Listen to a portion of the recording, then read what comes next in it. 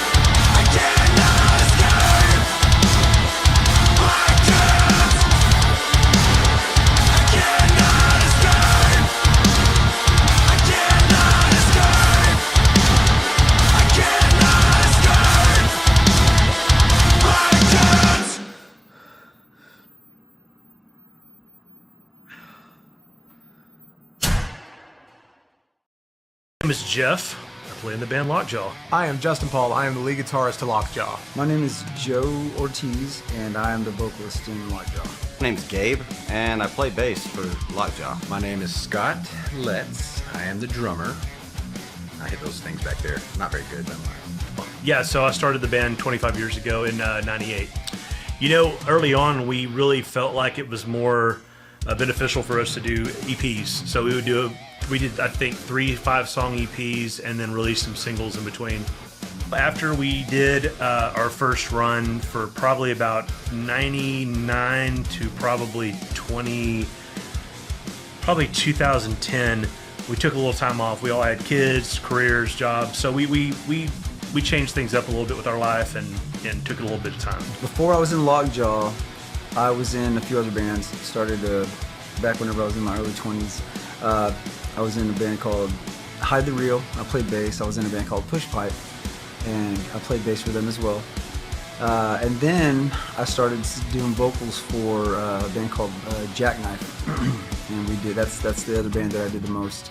And we toured and got signed and had a lot of fun. Yeah, now I'm in Lockjaw, and the way that's different from the other ones, the other bands that I was in, is that, of course, I'm the front man, I'm the vocalist, and and Jackknife, when I was singing for those guys, if you want to call it singing, I was I was doing a lot of screaming. So my best friend Alex Hamp, former drummer to War of Ages, he was hanging out with Jeff and said, "Hey man, you want to come to my friend's house?" And I said, "Sure." And I came over here, and me and Jeff just started jamming with our good friend Chad and Alex, and we were just riffing around, and X amount of months passed by, and then Jeff gives me a phone call and says, "Hey man, we're a well-oiled machine about to be on the move, and you think you'd be interested in joining up?" And no hesitation, I said, "I know where that train's going, and I want to be on it." So we're going full tilt, and I joined up, and we haven't stopped since.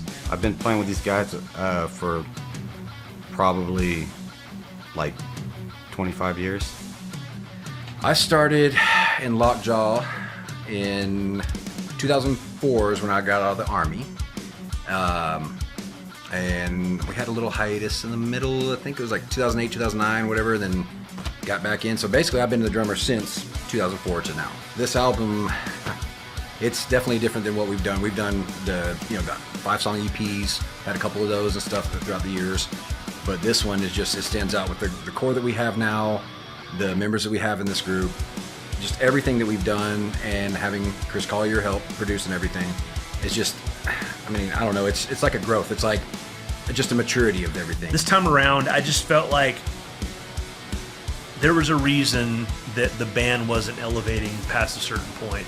We had some really good stuff. We put on a cool live show. We always thrive it was our favorite place to be on stage. And so we would record some music so we could go play live. But what I realized is we never really stopped and took the time to really get a producer and have him tell us, "No, this sucks. This isn't enough. We got to do 3 more revisions." And that was, I think, the defining moment for how Relentless, this whole record, came together, was just having somebody tell us, "No, this is not there yet." I said, "Man, I want to do this again, but if I do it again, I want to do it. I want to go all the way, and I want to have a little bit more free range on. I don't want to just scream. I wanted to do some melody. I wanted to do some singing. I had never done it before, but I wanted to try something different. I didn't want to do exactly what I had left off doing with Jackknife.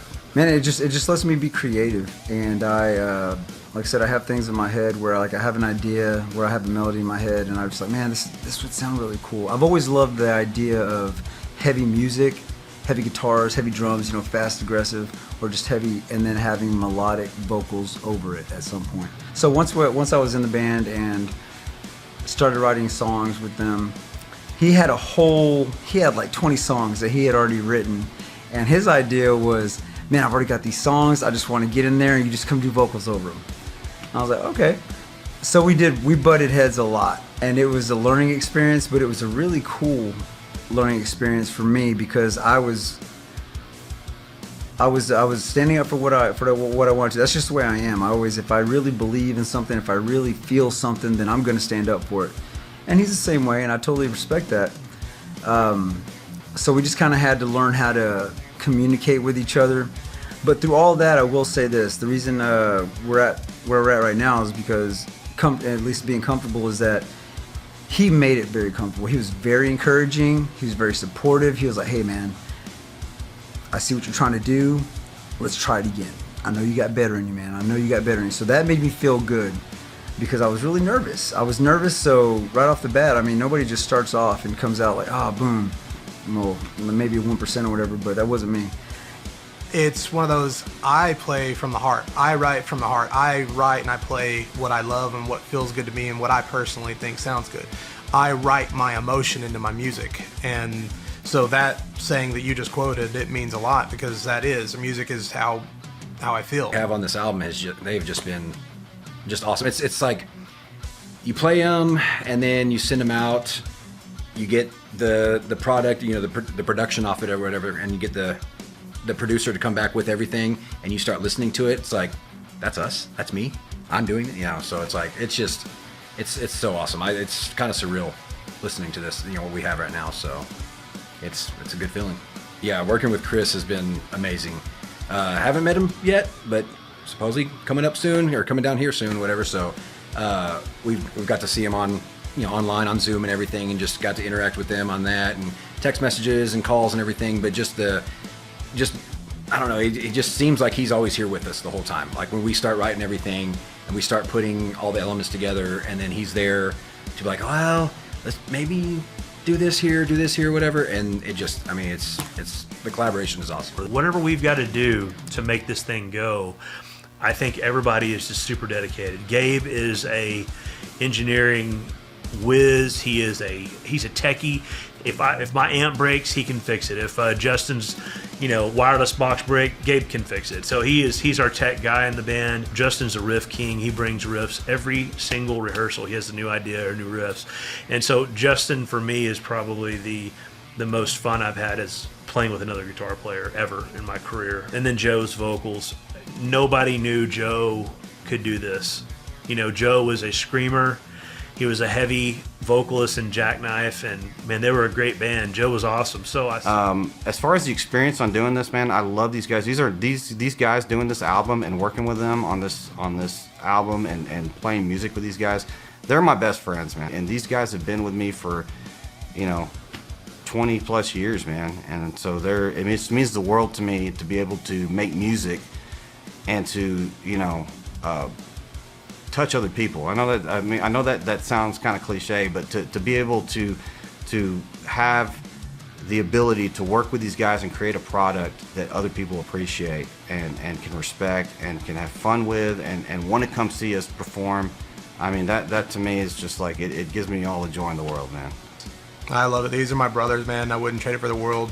Blood, sweat, and tears, and, you know, I'd do it all over again. I hope that this album sticks out to people. It pulls at some heartstrings, you know, whether you're dealing with addiction, mental health issues, anything in your life. I hope this album and some of the specific songs really stand out to people, and it helps, you know, it helps them in their life in any way, shape, or form. I love meeting fans and, you know, talking to new people and making friends. And we've got a collection of super fans now, which, you know, I think it's amazing how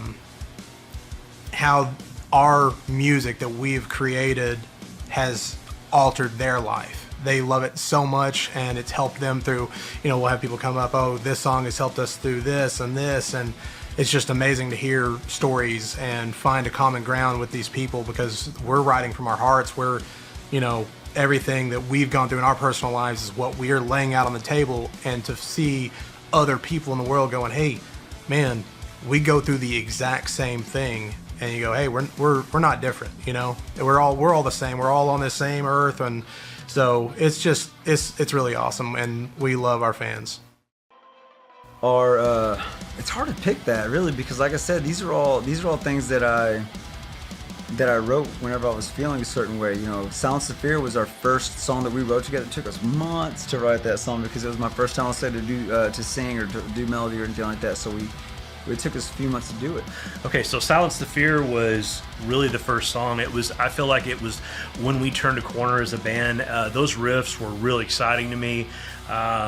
This kind of the more metalcore style compared to where we were at. We had kind of some hardcore vibes going on with kind of the Seven Dust vibe before, and this just kind of really turned that corner for the metalcore, modern metal vibes that I was looking for. And I love the riffs, I love the breakdown, I love every part of that song. That song really, to me, signified Joe's coming back to music, because Joe had been out of music from his former band Jackknife. He came back with that song, and it was about overcoming the fear and silencing the fear inside that was holding him back. It was just a really special song to me. I Can't Escape. That's a good one. I really like that song. I Can't Escape. I come from a former death metal band, so the faster riffage, a little heavier on the screaming, but I also love providing vocal harmonies with Joe, especially when we nail them and it's mint. I would love to provide music that's heavy and we can sing so angelic that it lifts the hairs on people's neck. Newer ones that we were playing, like I Can't Escape, which we just did a video for, that right there, take it for whatever it is, but it's about addiction. And that could be addiction to anything: drugs, alcohol, love, things like that. People get, they feel like they need that, whatever it is, to make them feel better, whatever. And you just kind of get stuck in it. You don't want to get away from that feeling, so you attach onto it. Once again, suffering, attachment, things like that. But you feel like you cannot get away from it. Right now, I have to say, and maybe the other guys will say the same thing, but I Can't Escape is probably the one that I love jamming. It's simple. I don't want to say it's like the simplicity of it, because it's not a super simple song. To me, it feels simple because it just flows so much. I mean, it just flows so well with what I do on bass, and it's just one of those like headbangers, man. I mean, it's just it's a jamming song. That song just kind of happened. I was really just riffing one day, and that main riff, that song, that riff just really grabbed a hold of me. And I think I got with Justin, and we were working out some of the chorus stuff, and we sent it over to Chris, and we sent a lot of stuff to Chris, our producer. And he really just grabbed a hold of that one and said, "Hey, I got a really cool idea for this. Let me send it back." And he did, and man, we were just blown away. Those riffs, every single time I hear those riffs, they just knock my head off. I think I came up with the original riff, and then Justin came up with the and it just Chris, when he grabbed a hold of those riffs and put them together, it was just incredible. It's just that song kicks ass every time I hear it. Relentless, the title track. That one's just straight up, I'm like, man, people that have known me for throughout the years or whatever, and I've always talked about these things, and they just know my work ethic and they know who I am. I am relentless, man. Like I fall, I stumble, and things like that, but I've always been able to get myself out of that hole. Like my superpower, I used to think it was my voice, but it's not. It's my mindset. 2.5 years of hard work, blood, sweat, and tears with my brothers in this band, and I am more than ecstatic. It is definitely the best album that I've ever been a part of. We titled it Relentless, and Relentless, to me, I look at us as a ragtag group of misfits that, we're all aging like fine wine, obviously, but we are relentless, all of us as a band. You can take the album and the concept how you will, but to me, relentless means, hey, all of us, we're gonna go until we're dead and gone. And if in the afterlife we can play music as a band, we're gonna see you there and we're gonna keep going. The songs that are meant to be happen, and the songs that are the easiest, they just came together. You know what I mean? Kind of magical. Relentless is about hope. It didn't really start off as a concept. It just happened. Joe is so deep with his lyrics and his life experiences and the pain and the suffering he's gone through and just life. Especially right now in this time of the world that we're in after COVID, post-pandemic, things are weird. Things have changed. The world's gotten more intense, man. And I feel like this record really tackles a lot of those subjects. From every single song, from start to finish. It's about something very personal. It's about overcoming. It's about just having hope. And that's what Relentless is. It's never giving up. And I'm pretty proud of that. As far as one of the original ones we wrote on this album, Living in My Head, probably. Because I do a lot of work on that one as far as bass and backup vocals. It keeps me pretty busy. On stage, I want to say, and I'm sure several performers have said this in the past, but it's kind of like almost like an alter ego, Like I wish I could be that guy all the time, but I'd burn myself out if I did that. But for that moment when I'm on stage, for if we're doing an hour set, hour and a half set, I mean, that is like, I'm going all in on that persona. I normally don't have my hair down when I'm just walking around or when I'm with my family. It's just one of those things where, I mean, honestly, we live in Texas, so it's freaking hot out here. I don't think I could stand to have my hair down all the time. But on stage, man, it's like it's all or nothing, man. I'm giving it everything I got, and to me, that's something I take pride in being able to put on a fun and entertaining stage performance. Living in My Head is a really good one, and it's one of my favorites. But then the very next song was Living in My Head, and as soon as I heard the riff, Jeff gave it to me. He had another idea in his head, and I just heard the riff. I was like, dude, I got it. And I wrote that song in 7 minutes. And he was just like, dude, you're done? I don't know, man. I was like, no, I got it. Just let me do that. Let me flesh it out. That was just a blast to play. Sam, you know, because there's a lot of songs that Joe writes about that has things to do with, you know, mental health, you know, if there's suicide problems, just stuff like that. And like, hopefully they can grab onto this, listen to it, and it helps them out, you know, and just kind of soothes them, kind of gets them back to where they need to be, back normal. So, Living in My Head was the second song, the second single. It was, I actually had a vibe of like, you know, kind of like old school thrash metal, the you know, that idea. And Joe came in one day and we had a great, huge, wonderful argument about it. And he said, I've got a really cool melodic vocal idea to go over this. And, you know, iron sharpens iron, you know, you get better through pressure. And we hashed it out together and we came up with this song that I think is my favorite song on the record. So Living in My Head and the breakdown and everything that Chris suggested at the end is just, it's still to this day, it's one of the older songs that has been around for quite a while, but that's my favorite song probably to play. When Joe and I get in the studio together, we grind and sometimes we argue about it, but it's always productive. Even though we're arguing or even though we're at creative odds, we are always productive. And if we figure out that we're just at a you know, impasse, we can't figure it out, we say, okay, let's send it to Justin, let's send it to Chris. And Justin will come in and have an idea, and it just launches us into the next phase of the song. Or Chris Collier, our producer, he just will say, oh, well, that's simple, here's what we do. Like that, but you feel like you cannot get away from it. Sever was another one. Like I said, it's the lyrics seem kind of dark, but like for me, it's not. It's one of my. It's upbeat. It's energy driven, and it's just a fun song to play. I'm doing whenever I wrote that melody, it just popped in my head. I was singing it for my girls. I was writing the lyrics down downstairs, and I went up to the girls, and I had something totally different. And I asked them a question before. I was like, can I play? I want to sing this song for you real quick. I just want to see what it sounds like to you. What makes your head just like bounce up and down? Like what is that? And then I said, just listen to that. And as soon as I started the song, whatever I had in my head, it was nothing I saw their faces, and I saw their eyes, and I just totally went in a different direction, and it turned out to be what it is now. Sever is one of my favorite songs on the record. It's a really fun song. I kind of had a vibe, just an upbeat vibe of some of the early Foo Fighters stuff when I was coming up with the chorus.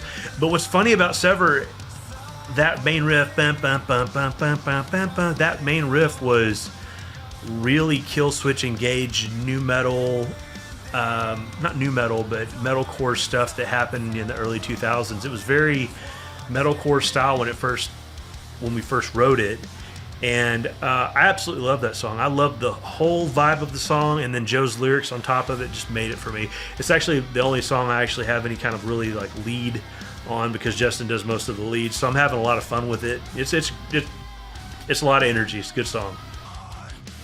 Devil in Disguise was the third or fourth song that we did. It was really when I was digging in, and that song is in 3/4, 4/4, 6/4, 7/4. I mean, there's all kinds of time changes on it.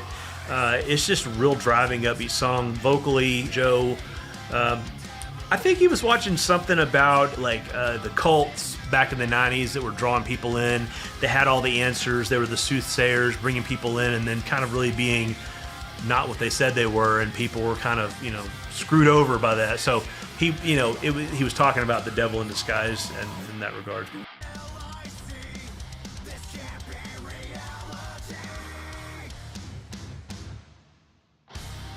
He Release Me, which no one's heard yet, is a really good song too. It's got more, I don't know, it's something with the vocal feel on that. It's just a very, I don't want to say beautiful because we're a metal band, but it's just got this really good feel to it. And the harmonies on there and the way that the guitar and everything sits, it's just, it just kind of, it gets you in the feels. It does. You turn it up in your truck, you turn it up, on some subs or whatever, and it has a very good feel with you. So those two are probably my favorite ones right now. Release Me, that song I actually wrote with Justin, and he wrote that main riff, and then I came and kind of put it together, and then we sent it to Chris. That was the song that we did not like to play when we first got it back from Chris, because we just didn't quite have it where we wanted it. But we shelved it for a little bit, and then once Joe did those final lyrics, the final vocal tracks, we were all just back on. That song is very touching to me, the lyrical content. I just love it. It's about letting go, like what is it? What's that saying? Like, the root of suffering is attachment, right? So you got to let that go.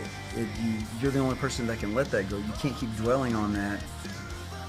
It's gonna take you down, man. You can't. You got to get past that, and there's a beauty in that. There's a beauty and there's a release and just kind of letting that go. But it's only up to you. I can't make you do it. You know what I mean? You've got to want to do it. You've got to know that you're better than that. You've got to know that you're meant for more than that. So, yeah, it sounds dark. It sounds like I'm talking about something else, but that's totally not. I'm just talking about, man, you gotta let it go. You gotta, if you want to be happy, you're the only one that can do that for yourself. As far as the lyrics that stand out to me on this album, man, I would have to say like the Breaking Point lyrics. It's kind of that whole. It's that whole feeling of I'm kind of an introvert myself, but sometimes you just have that feeling like someone wants to test you, and you want to really show them what you're made of, So I mean, the lyrics in that one kind of I guess they get me riled up in a good way, and motivate me to where I can take that aggression, and know that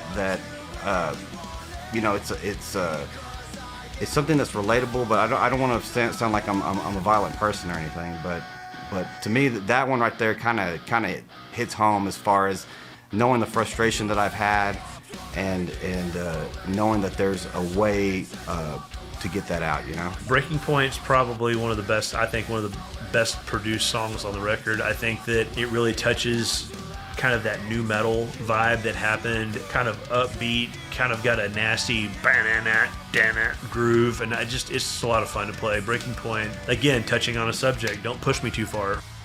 As far as the fans, I mean, I really appreciate their interest in our band. I really appreciate that they feel that this music moves them in a way. To know that I'm doing something that affects them in a positive way, that makes them, that gives them any type of feeling. Some people just go through life and they're just emotionless. But if I can invoke any type of emotion, especially a positive one, I mean, that to me, it gives me a purpose.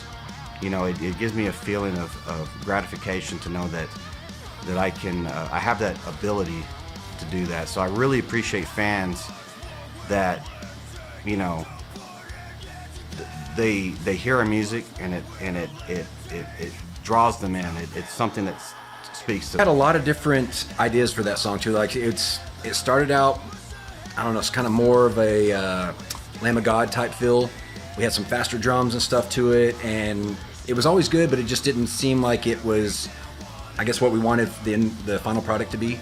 So again, once we started sending all of our stuff back and forth to Chris, he came up with some of these other ideas on there, and everything clicked. So once we started writing that together, No Gods Among Men was a riff that I wrote as part of one of our songs 23 years ago.